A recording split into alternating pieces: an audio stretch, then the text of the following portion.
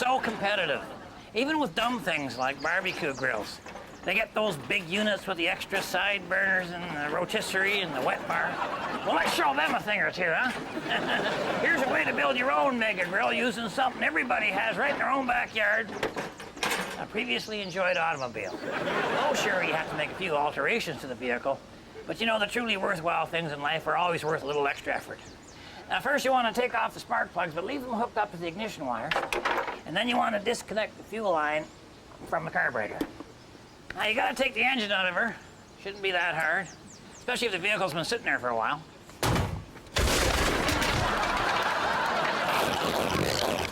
Okay, you mount the fuel line on the top there, then you run your spark plugs up through the side of the unit, and then you put the whole deal down into the cavity where the engine used to be. Kind of like a heart transplant. Although I believe with a heart transplant, they clean the shoes off first. All right, now we need something to use as a grill. How about the grill? Okay, I think we're all ready to start barbecuing here. First thing you want to do, pump the gas a few times, soak the charcoal. Now you just start her up. Okay, we're all set to grill up some delicious steaks. You know, if salad is so good for you, how come you can't barbecue it? Can you answer me that? I didn't think so. So here I am, sitting in my deluxe barbecue grill, out of the rain, sitting in plush comfort, got the FM AM stereo if I so choose. What's that you say? How do I add my favorite steak sauce? Well, hey, isn't that what windshield washers are for?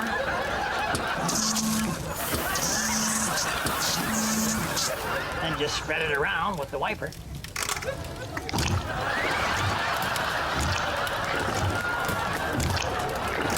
And it's just that easy. So remember, if the women don't find you handsome, they should at least find you handy. This isn't a barbecue, it's a carbecue. Gets over 50 meals to a gallon. Even more if I goose it.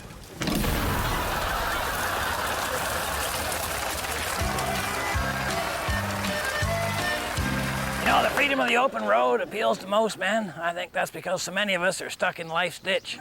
It's better to be a child of the road than a son of a ditch. Is there nothing I won't say? Well, think about this one.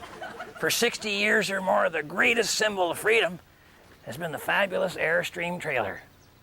But you know, one of these Airstreams costs more than I make in a dog year, which is 7 human years. So I figure this week on Handyman Corner, I'm going to show you how to make your own Airstream. I mean, what do you got here? A couple of wheels, curved aluminum bottom, curved aluminum top, aluminum sides. Yeah, you got a fridge and stove and stuff, but you can get that stuff anywhere. All right, first thing I need is a couple of wheels, which we have right here on this old boat trailer. Now all we need is our aluminum bottom and top and sides. Oh my gosh, for the bottom, it's this old aluminum boat. And for the sides, I got these appliance doors. Appliances are made of aluminum. Some kind of metal, could be aluminum. And look, you get a unit like this fridge door as your outside wall, and the inside you got built-in automatic storage there, eh? Put your eggs or your cheese, your golf balls or screws, different size in each egg cup. And, well, here's something. You want to go upscale a bit here, how about this? Add one of them fancy nautical style porthole windows in the unit. Huh? You'll need about, I would say, 10 to 20 appliances for the sides there and get all the doors. And you get to gloat to your wife about how smart you are to keep those appliances on your front porch for the last 16 years. Huh? All right, that's the bottom and sides. Well, for the top, we'll use this other boat, eh? Just because she's not seaworthy doesn't mean she's not roadworthy. Oh, yeah. Lots of headroom. And spiders. Oh. All right, everybody out. All ashore, spiders. Man, those dock spiders are big, aren't they? Oh, get out of there. Get out of there. Come on, get out. Man, I had no idea I was allergic to spider bites. All right, now it's time to start assembling our Airstream trailer. Oh, no. Harold told me not to say Airstream. They'll be suing us for stealing their design. All right, we want to attach aluminum to aluminum here, which you can do with a welding torch, but I don't recommend that because that requires ability, which puts it outside my skill chart. And of course, you got the rivets and screws there, but you got to be dead accurate with them, and that takes the fun out of any project. So instead, I recommend you use the Handyman's secret weapon, duct tape. Give me another fridge door, Harold. Ready? There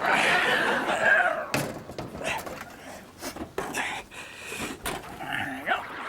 Oh, spider! Spider!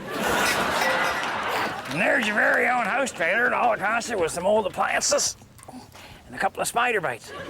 Golly, that is a small price to pay to have your own Airstream. Oh no, I can't say Airstream. They're going to be suing us for copying their design. No, I think we're okay. They're not exactly the same. By the way, don't tape the roof on there. Just let gravity hold her on. Then when you get to your campsite, you flip her off. You got yourself a boat, eh? Okay, let's hop inside through the.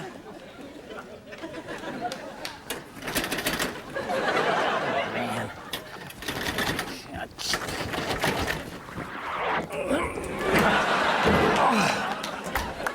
Well, where there's a washing machine, there's a way. All right, we're all set to hit the open road, and by golly, can you imagine the looks of envy on the other drivers, eh? Because they had to buy their house trailer.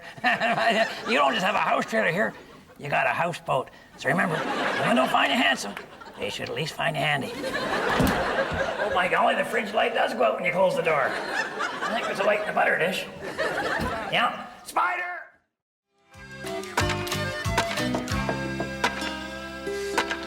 This week, Handyman Corner, I'd like to show you that a toilet is an asset. You know, there was a time when we'd have an old baby like this and we just would throw it in the middle of the lake. But now it's getting to the point we got so many fixtures and appliances and whatnot out there that it's just you're risking your prop every time you do a power turn around the canoe club.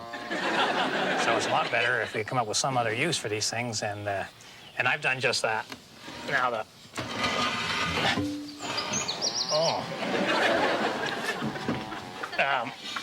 the first step on this, after the hernia, what you want to do is, to get it apart, is to loosen the bolts a bit on her. You got to expect a certain amount of breakage on these, but it doesn't really matter because all we're going to use is the tank on the back. So as you can see, I've got the back of the tank separated here, and I've attached these car seat belts. I was only sitting on them anyway, and I've used a Handyman secret weapon, duct tape. So now what we have is your portable ceramic beverage cooler. What you do is you put some ice in there, throw in some of your favorite beverages, pop the lid on here. And on a day when you know you're going with this thing, you might want to have a couple of steroids for breakfast. Roll the unit up onto your shoulder, and you're on your way. Now, a lot of guys say you should use beer for this because it ends up in the toilet anyway. You might as well start there. And you know, when the ice melts with this baby and you want to get rid of the excess water, no problem.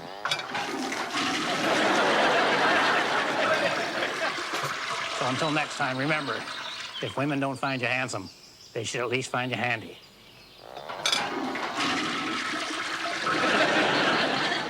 We'll be right back with the rest of the treasure hunt story. Be still, my trembling heart. That can be arranged. You know how every once in a blue moon the world gives you credit, huh? Happens to me once every year.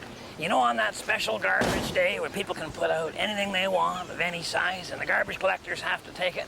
Well, that's the day everybody wishes they had a van like mine. Take a look at this.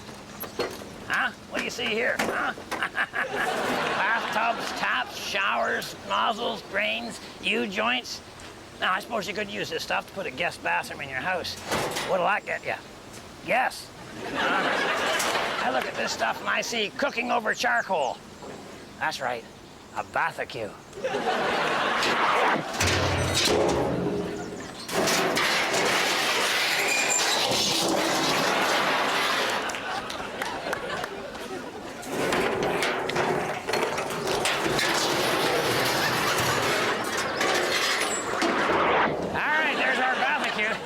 One tub for the base, one for the barbecue, and one for the lid. Now all we gotta do is add a hinge on there, so the lid will open up this way.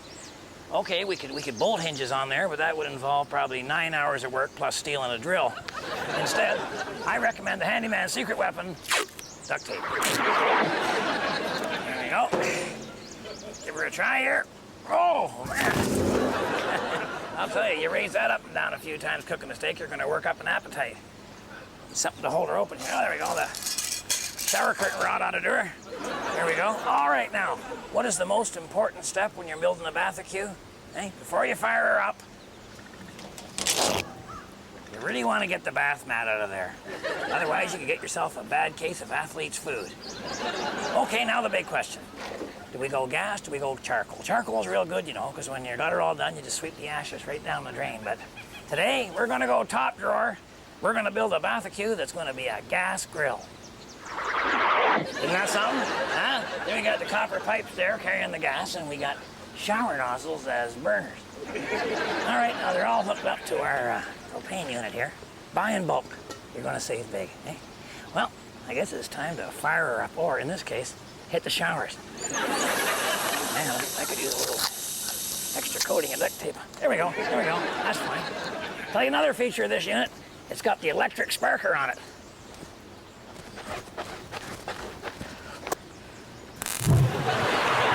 I've added a few features to her there. I got the cheese slices all ready to go. You want to limit your guests, maybe 2 slices a piece on that. And then we got the shower rack here with our shampoo bottles, but I've emptied them out and I put the ketchup in this one, and I put the mustard in this unit, and I got the special BBQ sauce in here. And here's an extra little feature I added. A little cold water tap there hooked into a cold water shower, kind of deal with the flare-ups, you know, kind of keep the flames down in there, because I'll tell you something, nothing takes the fire out of your loin chops like a cold shower. All right, you're asking what's cooking? Well, come take a look. Look at that. Is that beautiful or what? See, you got the hot dogs on there, and over in here, of course, we got our chicken. By golly, I think you know everybody loves a burger, don't they, huh? Either plain or, hey, let's go first class here. Throw a hunk of cheese on there. There you go. Oh, we got our condiments in this area here, and I'll tell you something. You got to remember, the women don't find you handsome. They should at least find you handy. Look at that. There's an American standard.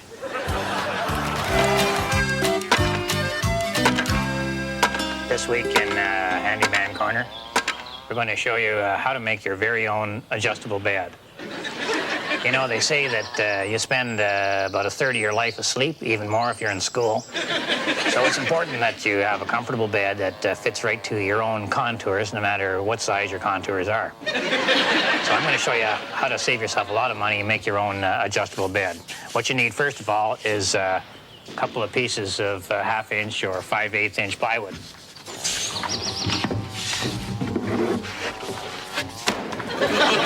There's this some scrap lumber that I found. What you want to do is create a hinge between the 2 halves, and you do that using the Handyman's secret weapon, duct tape.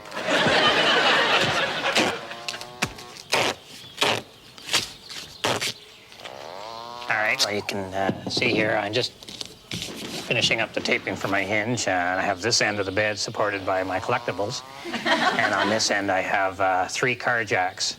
3 jacks beats 2 pair. So now what I do is just throw my mattress on there.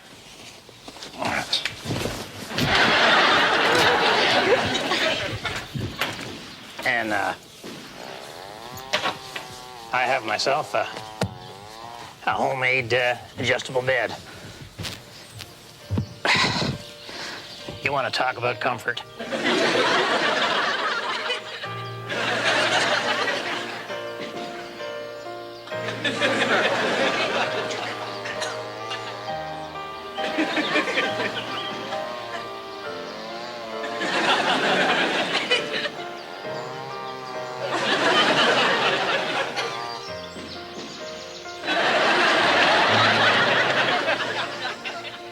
Well, that isn't comfort. I don't know what is. I can't feel any part of my back now. A lot of it's due to this bed. So there you have it. That's the trick. Nothing really particular or fancy about it, but it works great. And so until next time, remember, if the women don't find you handsome, they should at least find you handy.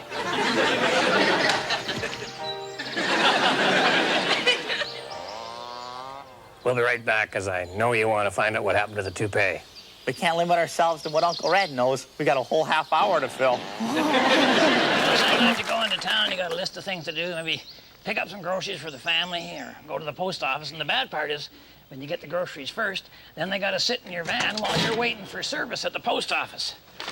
Especially if you got ice cream. And don't think you can just trick your kids by refreezing melted ice cream. Believe me, something changes.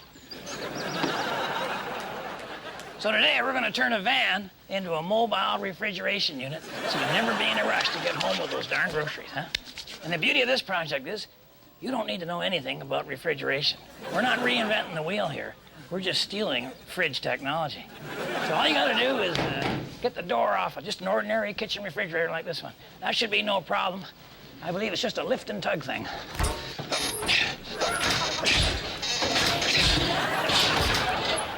Maybe this one's more of a yank and swing deal.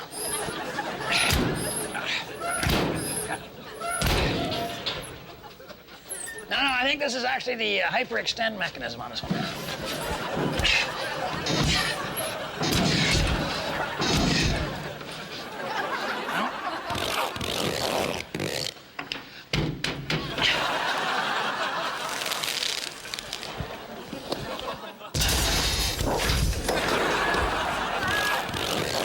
Once you got the door off the fridge, what you gotta do is make an opening in the side of the van big enough for the back of the fridge to stick out of. And if you're a real handyman and you got a good eye, you don't even have to measure it.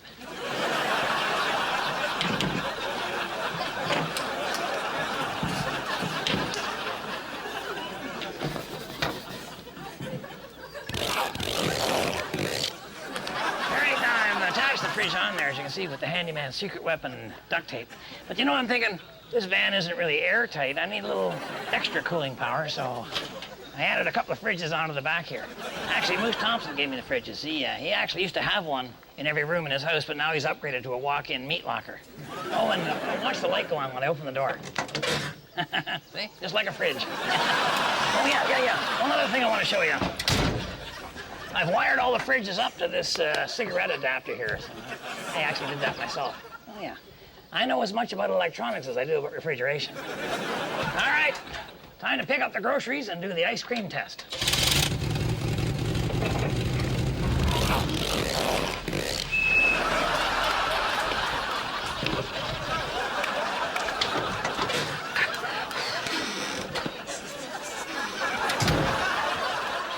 Talk about air conditioning. I'd say if anything, the ice cream actually got harder this time. So remember, if the women don't find you handsome, they should at least find you handy. That's probably gonna hurt later. This week in Handyman Corner, we're gonna show you how you can scare off wild animals, for example, bears. Now, you know, bears hardly ever take a swipe at anybody. They're mostly noise and teeth, kind of like Harold.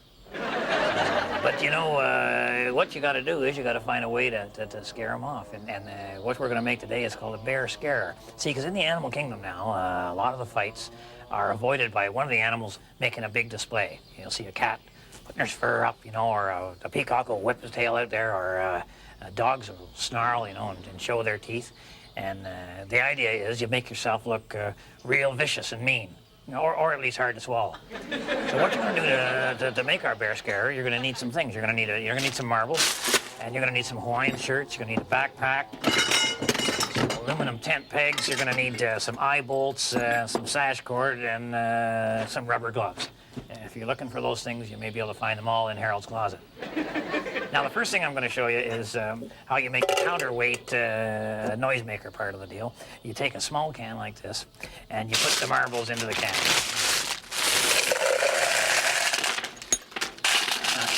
All right, and then you put the small can upside down into the big can. Okay, and then you just cover that over with the Handyman's secret weapon. You make two of those, and they're your noisemaker. They work. Now, we're going to make our visual display. To do that, we take our backpack, put it into the vise.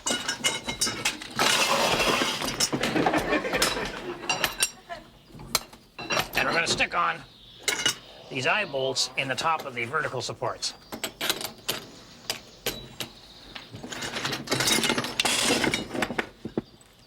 Okay, so once we got our eye bolts on here, we've added the pieces of PVC pipe to the side, and we really horsed her down there with the Handyman secret weapon again, duct tape. And again, Be generous with the duct tape. You know, spare the duct tape, spoil the job.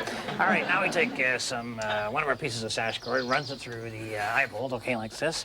The other end, we've, again, duct taped to the bottom of one of our tent poles, and we drop that down inside the PVC pipe. Now, I've done the same thing on the other side, and when we pull the strings, well, I think you can see where we're going with this. Now we just finished packing in our plumage here. Take the ends of the pull cords and attach them to our noisemakers.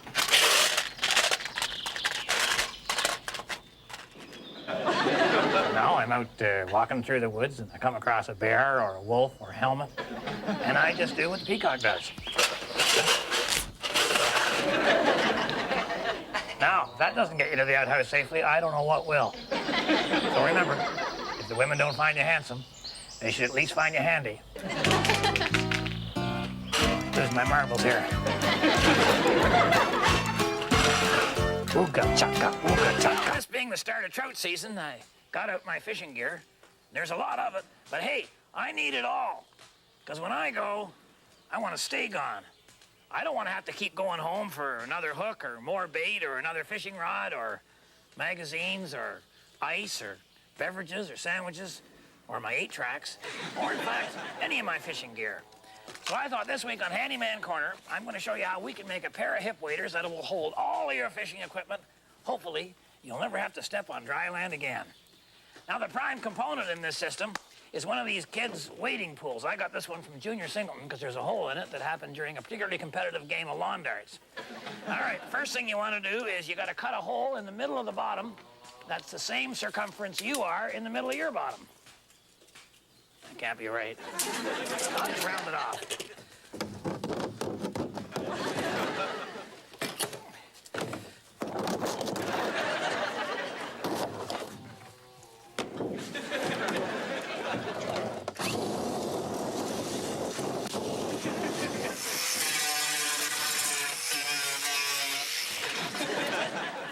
Once you got the hole cut the size of you, then you duct tape some shoulder straps in there made of duct tape.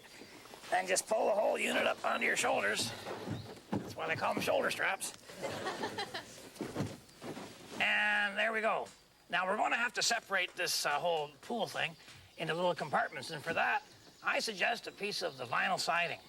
You know, you can get this, just peel it off of somebody's house, you know, while something else loud is going on, like, say, an electrical storm. Just be sure to wear rubber-soled shoes. Now, you want to bend this to fit inside here and make all the compartments. I suppose you could measure this, but who has that kind of time?